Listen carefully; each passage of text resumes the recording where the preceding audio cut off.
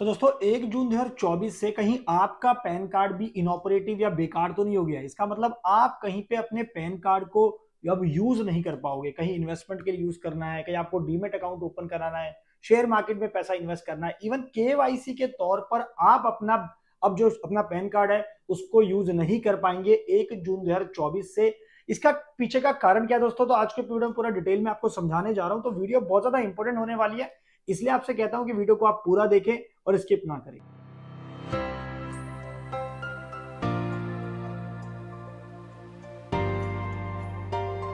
नमस्कार, मैं दीपक बैसल आपका स्वागत करता हूं हमारे YouTube चैनल पर। दोस्तों चैनल पर नए हो तो वीडियोस को लाइक करें, शेयर करें और मुझे मोटिवेट करने के लिए चैनल को सब्सक्राइब जरूर कर ले।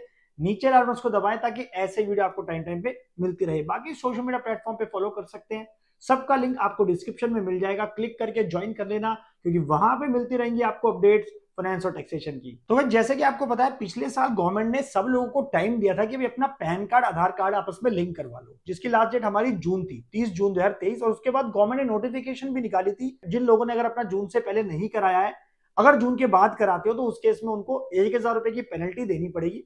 तो लोगों ने बहुत इंतजार करा कि चलो मोदी सरकार हट जाएगी तो उस केस में क्या पता हमारी 1,000 की पेनल्टी माफ हो जाएगी, लेकिन लोगों ने अपना आधार पैन कार्ड बिल्कुल भी लिंक नहीं कराया। अब हुआ क्या है, 1 जून 2024 से आप जरूर चेक कर ले कहीं आपका पैन कार्ड इनऑपरेटिव तो नहीं हो गया है, इनएक्टिव तो नहीं हो गया दोस्तों, क्योंकि आप इसको अब कहीं पे भी इस्तेमाल नहीं कर पाएंगे। तो आपको करना क्या है, इसके लिए मैं आपको लेके चलता हूं इनकम टैक्स के पोर्टल पर।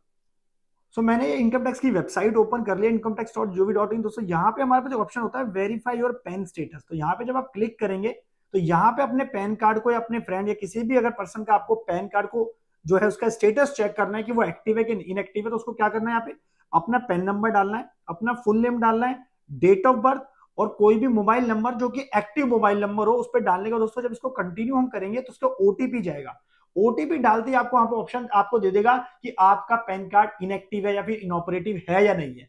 देखिए वहां पे आपको पूरा प्रॉपर मैसेज देगा।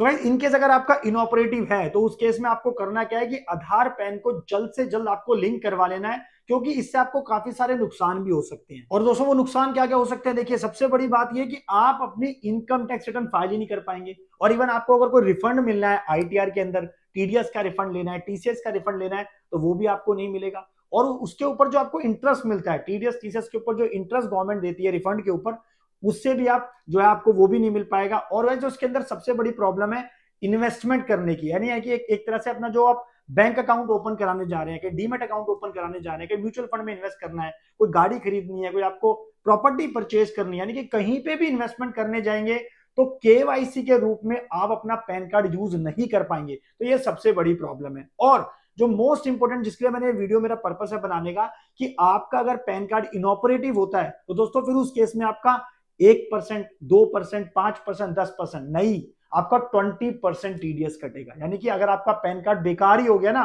तो वो सिर्फ बेकार आपके लिए नहीं है, वो सबके लिए बेकार हो जाएगा। क्योंकि जो पर्सन आपको सैलरी दे रहा है, जो पर्सन आपको कोई इनकम दे रहा है, तो फिर वो आपका क्या करेगा, जैसे मैंने आपको पूरा स्टेप फॉलो करके बताया, तो वो आपका चेक करेगा इनकम टैक्स के पोर्टल पे कहीं आपका पैन कार्ड इनऑपरेटिव तो नहीं है। और इनऑपरेटिव निकला तो फिर उसकी लायबिलिटी बनती है कि वो आपका पूरा जो है 20% टीडीएस काटेगा। आप यानी देख सकते हैं कि आपका कितना यहाँ पे जो है कैश स्टक हो जाएगा, यानी कि आपका जो बजट है पूरा गड़बड़ हो सकता है। क्योंकि इसीलिए यहाँ पे जो जिम्मेदारी है ना, वो सिर्फ डिडक्टर के ऊपर नहीं है, आपके ऊपर भी बराबर है। यानी कि जो आपका टीडीएस काट रहा है और जिसका टीडीएस काटा जा रहा है, तो दोनों को यहाँ पे अपनी जिम्मेदारी समझनी पड़ेगी कि अगर टीडीएस वो नहीं काटता तो दोस्तों उस केस में अगर देखिए अगर उसमें 20% गवर्नमेंट ने बोला कि 20% टीडीएस कटेगा, ऐसा मैं क्यों कह रहा हूं, क्योंकि जो पिछले साल की जो सर्कुलर आया था गवर्नमेंट का 6/2024, दोस्तों इवन अभी मई 24 के अंदर भी सर्कुलर आया था कि 31 मई के बाद भी जो लोग अगर करते हैं तो उनका फिर 20% टीडीएस कटेगा, यानी कि 1 जून 2024 से। तो आप तैयार रहिए, कहीं आपका टीडीएस 20% तो नहीं कटने वाला। और खासकर अगर जितने दिन के लिए आपका इनऑपरेटिव रहता है, क्योंकि दोस्तों आप उसको ऑपरेटिव कराने जाओगे, यानी कि आधार पैन को आप लिंक करोगे, तो लिंक करने के बाद अगर मान लो 10 दिन लग जाते हैं, तो 10 दिन तक आप उसको कहीं इस्तेमाल नहीं कर पाएंगे। और इवन उन 10 दिन के लिए आपका जो पैन कार्ड रहेगा वो इनएक्टिव माना जाएगा। तो याद रहे कि आप उसको पहले तो जल्द से जल्द क्या करा लें, एक्टिव करा लें, ऑपरेटिव कर लें, और उसके बाद ही फिर आपका जो टीडीएस कटना होगा। अब आपके मन में क्वेश्चन होगा, सर मेरा तो अगर 20% कट गया तो क्या मैं रिफंड ले सकता हूं? बिल्कुल रिफंड ले सकते हो, लेकिन उसके लिए क्या होना चाहिए, आपका पहले आपका आधार कार्ड पैन कार्ड आपस में लिंक जरूर करा लीजिए।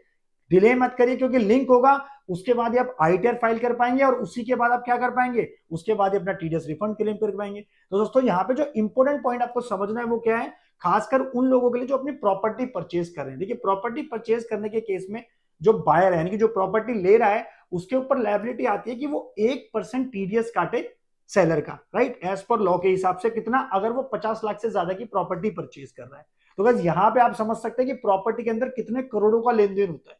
यानी कि अगर कोई प्रॉपर्टी 1 करोड़ 2 करोड़ की खरीद रहा है, तो अगर 1 करोड़ की प्रॉपर्टी पे जहां पे उसको 1% टीडीएस काटना है तो ऑब्वियसली कोई दिक्कत नहीं आएगी, क्योंकि अगर आप सेलर से उसके डॉक्यूमेंट मांगेंगे कि भाई आप मुझे जो है, मैं आपसे 1 करोड़ की प्रॉपर्टी परचेज कर रहा हूं, तो उस पर 1% टीडीएस आएगा, तो आपको हंस के अपने डॉक्यूमेंट दे देगा, ये लो भाई मेरा Aadhaar PAN card, obviously as पर लॉ है, एज पर इनकम टैक्स लॉ है, तो 1% टीडीएस जमा करा देगा। लेकिन सोचो अगर उसने आपका पैन कार्ड, आप एज अ बायर हो और आपने उसका क्या लिया, अपना पैन कार्ड अपने सेलर का ले लिया कि भाई 1 करोड़ की प्रॉपर्टी आप उससे खरीद रहे हो, और उस केस में आपने उसका पैन कार्ड, जैसे मैंने आपको स्टेप फॉलो करके बताए, वहां जाके आपने उसका पैन कार्ड एंटर करा और वो इनएक्टिव पाया, इनऑपरेटिव पाया, तो उस केस में आपकी जिम्मेदारी बनती है एज अ बायर कि उसका 20% टीडीएस काटे और आपको वो टाइमली जमा भी कराना पड़ेगा। तो गाइस उस केस में उसको भी कितनी प्रॉब्लम हो सकती है और आपके ऊपर भी कितनी रिस्पॉन्सिबिलिटी आ सकती है और उसका कितना फंड ब्लॉक हो सकता है। आप सोचो कि 1 करोड़ की प्रॉपर्टी की वैल्यू का 20% कितना हुआ, 20 लाख रुपए टीडीएस जमा होगा।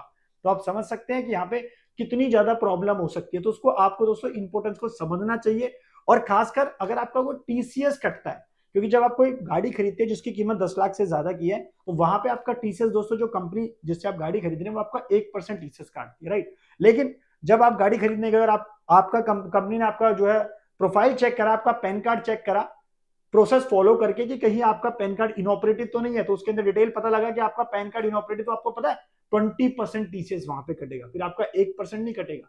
तो गाइस इसलिए ध्यान रखिए, तो वीडियो को मैक्सिमम शेयर करिए और जल्द से जल्द अपना जो है आधार पैन लिंक करा लीजिए, क्योंकि इनकम टैक्स रिटर्न फाइलिंग दोस्तों चालू हो चुकी है। तो इसमें आपको प्रॉब्लम आ सकती है, यानी कि आपको दिक्कत आ सकती है कि आप अपनी आईटीआर ही फाइल नहीं कर पाएंगे। और अगर आपको हमारी टीम से कंसल्टेंसी चाहिए तो नीचे जो नंबर पे कॉल कर सकते हैं, हमारी टीम से बात कर सकते हैं। आशा करता हूं कि वीडियो आपको पसंद आई होगी, और इस वीडियो ने अगर कुछ ना कुछ सोल्यूशन आपको दिया है तो प्लीज वीडियो को लाइक करें, शेयर करें, और दोस्तों चैनल पे आप वीडियोस को देखते जरूर हैं लेकिन सब्सक्राइब नहीं करते हैं, तो प्लीज मुझे मोटिवेट करने के लिए लाल बटन दबा दें, चैनल को सब्सक्राइब जरूर कर लें, ताकि ऐसे वीडियो आपको टाइम टाइम पे मिलती रहे।